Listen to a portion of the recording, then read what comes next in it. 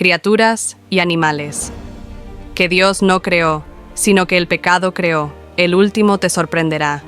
Primero, los Nefilim. Antes del diluvio, ocurrió una abominación. Nació una criatura que encarnaba todo el plan de las fuerzas malignas. Era una mezcla de dos seres que nunca deberían haberse unido. El capítulo 6 del Génesis, versículos del 1 al 4, cautiva a muchos lectores de la Biblia debido a la identidad misteriosa de los hijos de Dios y los Nefilim. Había un problema con los matrimonios injustos entre los hijos de Dios y las hijas de los hombres durante esos días de rápido crecimiento poblacional, en gran parte debido a la larga esperanza de vida en el mundo anterior al diluvio. Podemos deducir por qué Satanás envió a sus ángeles a casarse con mujeres humanas. Directa o indirectamente, Satanás intentó corromper el pozo genético de la humanidad con la corrupción satánica, plantando algo similar a un patógeno genético para hacer que la raza humana fuera incapaz de llevar la semilla de la mujer, el Mesías prometido en Génesis capítulo 3, versículo 15. El Salvador no podría nacer de una madre poseída por demonios, así que si Satanás pudiera infectar a toda la raza, el libertador no podría venir. Y Satanás casi tuvo éxito.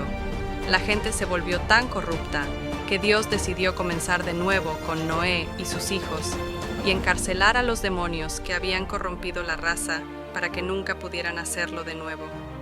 Y sucedió que, cuando los hombres comenzaron a multiplicarse sobre la faz de la tierra y les nacieron hijas, los hijos de Dios vieron que las hijas de los hombres eran hermosas y deseables, y tomaron para sí mujeres, quienes quiera que eligieran y desearan. Entonces el Señor dijo: Mi espíritu no contenderá y permanecerá con el hombre para siempre, porque ciertamente él es carne, pecador, corrupto, entregado a apetitos sensuales. Sin embargo, sus días serán 120 años. Había Nefilim, hombres de gran estatura, hombres notorios en la tierra en esos días y también después, cuando los hijos de Dios vivieron con las hijas de los hombres y engendraron hijos con ellas. Estos eran los hombres poderosos de antaño, hombres de renombre, de gran reputación y fama. El Señor vio que la maldad y depravación del hombre eran grandes en la tierra y que toda imaginación o intención de los pensamientos de su corazón era solo maldad continuamente. Génesis capítulo 6, versículos del 1 al 7. Dios no tenía la intención de que la raza humana permaneciera en este estado de rebelión indefinidamente. Esto significa que nuestro rechazo a Dios alcanzó un punto sin retorno. Dios no nos atraerá indefinidamente. Llegará un momento en que Él dirá: suficiente. Sin embargo, sus días serán 120 años. Esto es interesante porque el diluvio también ocurrió 120 años después de este anuncio. Luego leemos sobre gigantes en la tierra en esos días. Tanto el judaísmo precristiano como la iglesia primitiva creían que los hijos de Dios eran seres espirituales o ángeles que tomaron esposas humanas y engendraron gigantes, conocidos como Nefilim. Esta visión se ha vuelto menos prevalente hoy en día debido a nuestra aversión moderna a lo sobrenatural. Mientras que el cristiano promedio puede aceptar con reticencia la enseñanza bíblica sobre el nacimiento virginal y la resurrección de Cristo, la idea de gigantes nacidos de humanos y espíritus es simplemente demasiado inverosímil. Pero, ¿por qué los hombres se volvieron de repente tan violentos? ¿Fue porque la línea piadosa se mezcló con la línea impía? ¿O fue, al menos en parte, porque la humanidad se mezcló con seres espirituales? Me gustaría argumentar a favor de la última opción. Las tres principales perspectivas sobre la identidad de los hijos de Dios son las siguientes. Primero, eran ángeles caídos. Segundo, eran poderosos gobernantes humanos.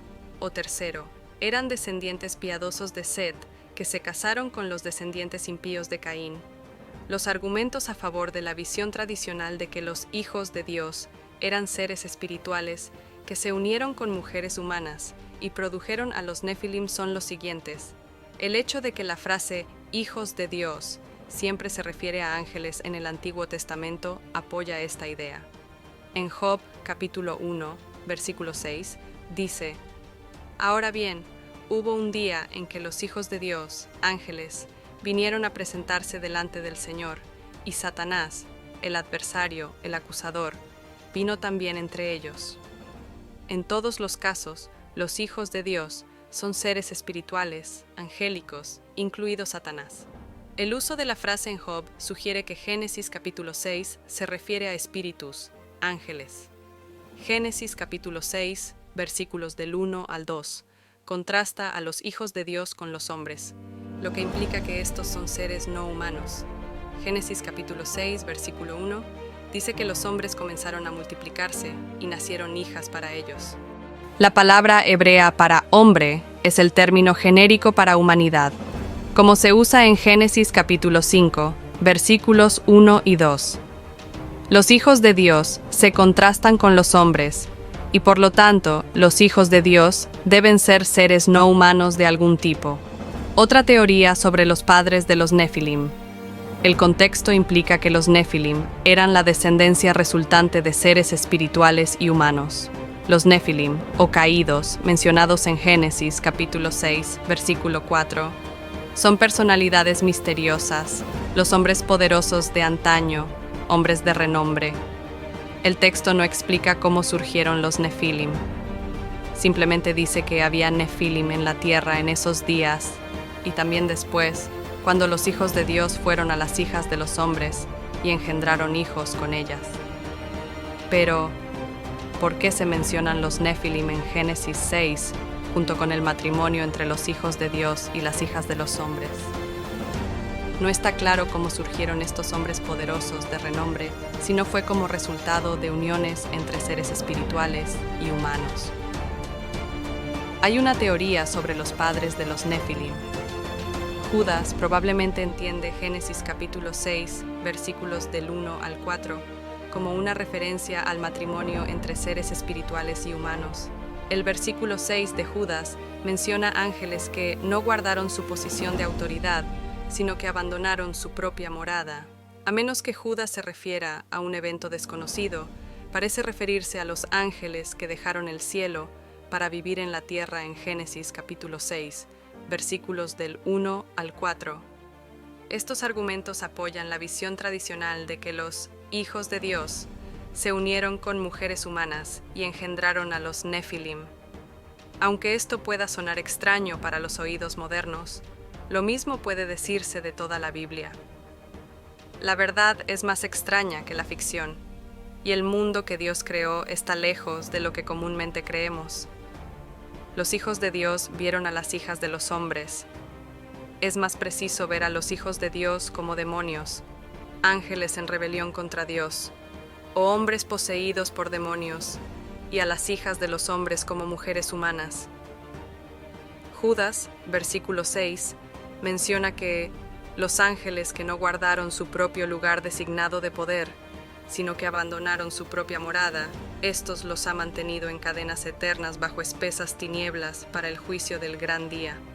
Este versículo también explica lo que Dios hizo con estos ángeles malvados. Primera de Pedro capítulo 3, versículos del 19 al 20, nos informa que Jesús proclamó su victoria en la cruz sobre ellos.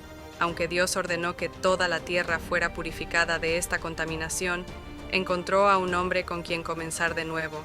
Noé. Noé era un hombre justo, perfecto en sus generaciones. Sin embargo, el siguiente ser era peor. Segundo, Lucifer.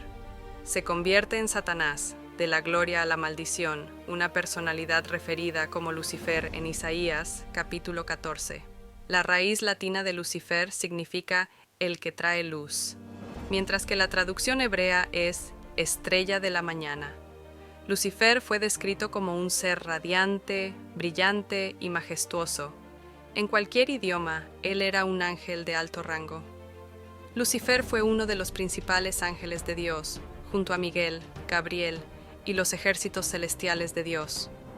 Sin embargo, en algún momento, Lucifer cometió un grave error. Desafió a Dios. Lucas capítulo 10, versículo 18 dice: Y les dijo: Yo veía a Satanás caer del cielo como un rayo. Durante una de sus enseñanzas a los discípulos, Jesús compartió una vívida descripción de una escena que había presenciado personalmente en el cielo. Este evento ocurrió antes de que él naciera como el Hijo de María. Utilizó este encuentro para advertir a sus